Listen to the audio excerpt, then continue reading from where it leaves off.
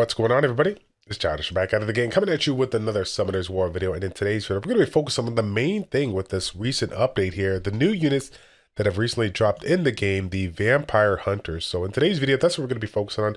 We're going to do a quick review on them and just kind of give you my opinion on these particular units here. Should you summon them? Should you not? Which one is the best? We're going to answer that and much more here. But before we get into that, though, I want to give a big shout out to all of you guys that are tuning on board. And as always, if you guys are enjoying this content, can you help me out here? Like the video, subscribe to the channel, and as always, hit the notification bell so you guys know when the next video drops. So again, fam, we have 20 days for this particular event here, and we're going to find out today if we should summon them. So, but yeah, we're going to be starting with the Fire Vampire Hunter. I want to take a quick second here just to talk about the Vampire Hunters in general. This family is unique among all, right? Because of the fact that their first skill, their basic attack, is outrageously unique. It actually has a unique mechanic to it comparison to any of the unit. As you guys know, if you look at any of the unit in the game, they're just going to have, you know, standard basic attack that just hits for a specific amount of damage, right? But this particular unit here, all these units here, they have a unique aspect to it where depending on where you're attacking, you can get a little bit of better damage or damage reduction. And in addition to that, you also have the potential of providing some additional damage, right? Some additional damage based on the target's CP. You have a chance of providing a defense break, and also has a chance to decrease the damage taken when using this. Of course, now it depends on, you know, where you're attacking, where you're not.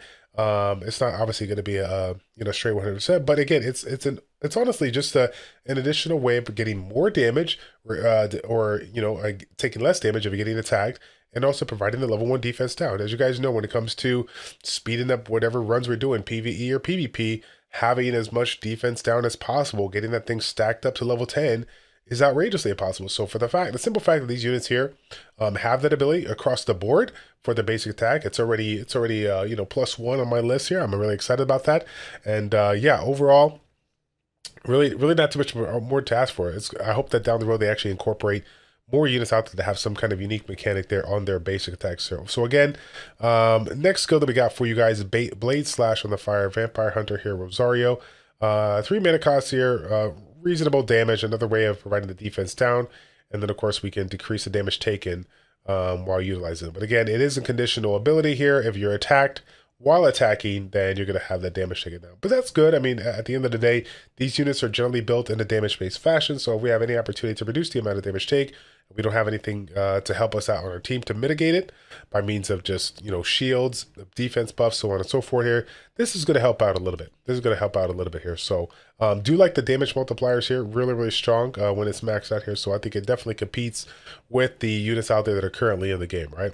Second skill, Silver Arrow, also a 3 mana cost here. Keeps a certain distance from the enemy and target and deals damage based on the attack speed here. So this is also going to recover a little bit of HP based on the damage dealt, which is cool. I mean, again, it is a vampire humper, so it has a vampiric effect.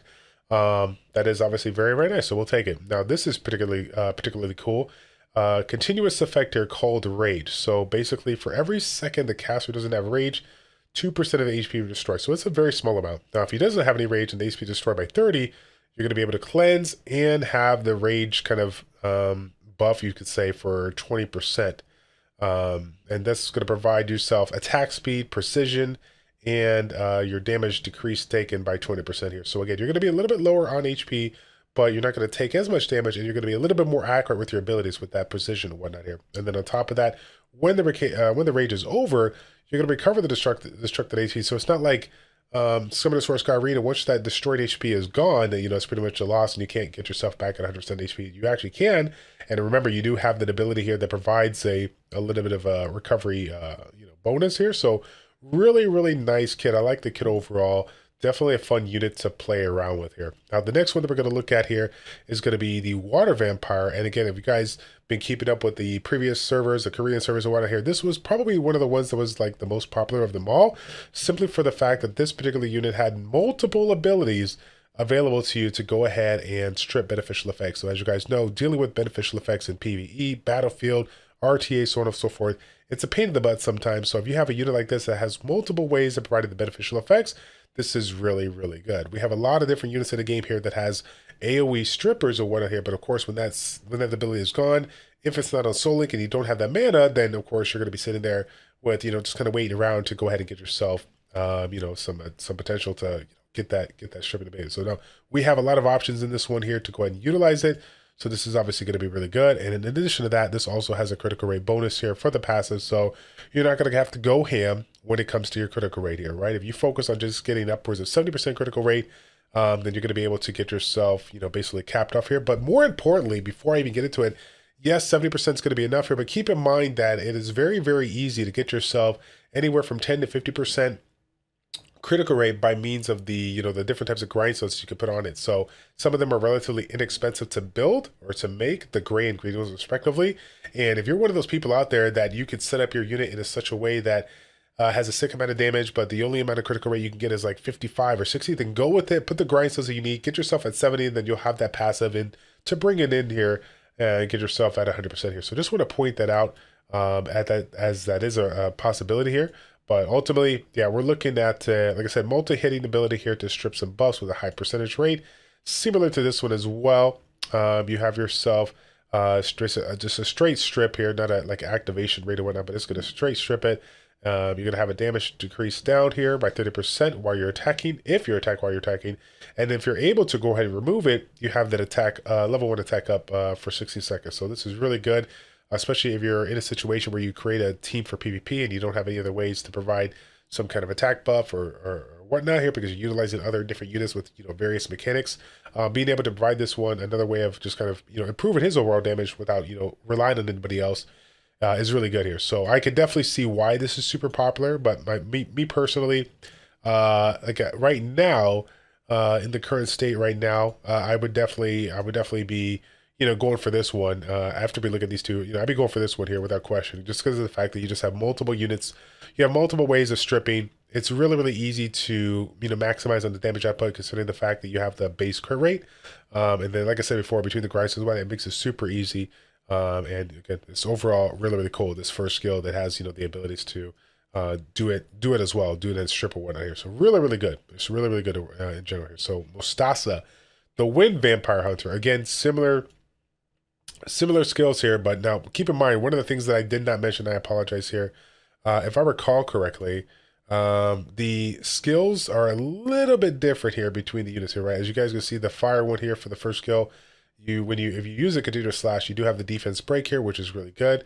But this particular one, you do have the stripping ability, which again is just multiple ways of bringing it. Now back to the wind one here, this one is similar to the fire one, as you have basically the same abilities with now the way of providing yourself that defense break. Okay. Second skill though, blade slash. This one here is also going to provide yourself another way of defense breaking, and of course, if you are being attacked while attacking here, you can have that damage reduction here by 30%. So very, very similar to the fire one here. Not too much change. Rapid shot here, 3 mana cost. This one here is going to have yourself some pretty good damage overall. But the cool thing about this one is that this has the potential to do a ton of damage here. As you guys see, if this is utilized as Soul Link, this will consume the full-on amount of summoner mana you have, so you can get a ton of value out of this if you have quite a bit of mana to utilize. But keep in mind, guys, that this is one of those units that are going to be a little bit more niche when it comes to this game here.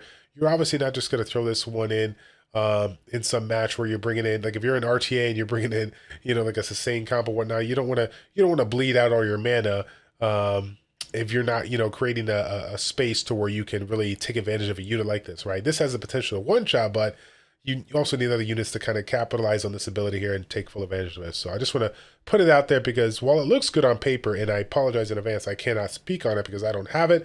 Just take a look at what it says, how it works, the mechanics that are in play. I do think that this is one of those units that's going to be paired well with a team that's focused on like going yellow, getting in there, doing those speed runs, so on and so forth here. So just keep that in mind if you do happen to pull one randomly, or if you're actually going for this one here, just keep that in mind when you decide ability here. Now, light one, Cruise. This one here, actually, I took a look at it prior to recording this video, and again, I do like this one. I do love the damage taken up here. There's just a handful of units out there that are pretty meta right now that have the damage taken up, so having that on the basic attack is really, really good. Yeah, second skill has that high chance of getting the silence. Silence to me is pretty darn strong here, and so this one here, has a unique mechanic among all of them, whereas if the target has a CC, you're going to be able to utilize the rapid shot. So that's really, really crazy, considering the fact that this one's a multi-hitting ability with the opportunity to provide the damage taken up here. So we're talking about multiple ways of getting the damage taken up, but multiple ways of increasing that level here, right? If you think about what we currently do in the game. The units that we bring, the debuffs that we have, like we have a couple of ways to get our attack break to 10, defense break to 10, where we're going at a boss or whatnot here. But you don't have a ton of units out there that are super meta right now that have this damage taken up. So again, this is really, really nice because it can definitely amplify that amount of damage here by getting that level up here, and maximizing the damage that you can get on this particular one here. Now the passive for this one, if you guys haven't seen this one, a fixed bonus damage based on his attacker per hit when you're dealing damage when the opponent's here has some kind of CC effect. So it's kind of cool. Again, it's a little bit of bonus, but keep in mind that this is obviously a unit that you're gonna have to pair alongside units that provide CC. There's a lot of value lost in this particular spot here if it doesn't have that CC effect here, similar to this particular ability right here, right? The rapid shot that you can get with skill 3. Really, really nice indeed. But like I said, if you don't have that CC to back it up here, then it's gonna be a lot less valuable. And then last but not least here, Palo, the Dark Vampire Hunter. This one's a little bit different. I think the rate as which it could. Oh, excuse me. I'm sorry. It's the same rate. I've just looked at it level 2 versus level 4 here. But defense down, similar to the fire one, right? This particular skill here, damage taken up. We have the target's lost HP in play. So that's going to be good here. Very, very similar to the fire one. Skill 3, though, Silver Arrow. This is kind of unique here, right? So it has that ability to do damage based on target's lost HP, obviously with a good multiplier here. Then also provides a shield for you based on the damage dealt. So this is kind of cool because there's so many units that I can remember in Summoners or Sky Arena that have something similar to this. I want to say it's Carl. If I recall correctly, is it Carl? It's the light Trevor, if I recall correctly, that has something like this here. Really, really, really cool. And of course, like a unit like Daphnis that has a shield, but it's obviously not for just 7 seconds here. So that's pretty cool. The only thing that I don't like about this one is the fact that it has the shield that it provides based on the damage out. It's only for 7 seconds. So obviously when you're going up against certain bosses that have long mechanics here, maybe you can get a good amount of value, good amount of support here. But I wish that the ability here, that particular ability, the shield lasts for a little bit, or just shield went until it got broken. You know what I mean? So that being said, though, it does have that rage mechanic here. Now, but this one's a little bit different in play. Once you go down to that rage here, you're going to be able to have a couple of different things, right? If you destroy your HP to 30%, you decrease the monster skill cooldown by 100%, which is really, really cool. And then in this one here, which is different than the fire one, right? This one here has immunity, increases the damage dealt. The accurate skill is going to be by 100%. And then, of course, similar to the fire one, it's going to recover the destruction. So let's take a look at it. Comparison to the fire one here. Again, this one here, giving yourself the attack speed, the precision, damage taken by 20%, which is great. But obviously, this is why this one's so sick, right? We got that immunity. The damage dealt, the improvement of the damage, obviously, is really, really good. And then, of course, making this unit a little bit more accurate overall here. So, my honest opinion about this one, and I'm going to put it out there, probably not going to be the popular opinion, so to speak, but when it comes to these particular banners, unless you absolutely need like a really, really strong PvP unit, or really, really need somebody that has a reliable like stripping ability, then yes, Water Vampire Hunter will be good to go. But when it comes to the Fire one and the Wind one, I'm not going to go out of my way to try to get them, just for the simple fact that when I think about, units like this, which is, a fire speed scaling unit, like we already have Karambit, which I think is absolutely amazing. It's really popular when it comes to, dungeons like Naraka. So for those of you guys that are on the global server, right now you just got White Castle introduced. So Naraka is going to be something that you're going to be taking advantage of down the road. And so Naraka, you're going to be needing units that, do damage and kind of ignore that beneficial effect with that shield kind of thing. So that's going to be a unit that you're going to have to build anyways. So I'm gonna be just leaving my unit and kind of focusing on that. And then the Wind one here, like I said, this is a very niche unit. Definitely has the potential to do some damage here. Down the road, if I happen to get one, I'll test it out, have some fun, maybe build some speed counts for certain dungeons here. But right now, with our current amount of combat power that we currently have, every single level 15 dungeon that is available for, regular farming outside of the party dungeons, I mean, we're already crushing it when it comes to just speed runs and whatnot. We don't have really any issues. Maybe this could be a unit that can, see a little bit of value, maybe in like an expedition or something like that. I don't know if he will be able to fit in there, or if he'll be popular if like a new expedition boss comes out. I don't know, but right now I see no reason why to go for these ones unless you're like a whale and just want to get a copy of every unit.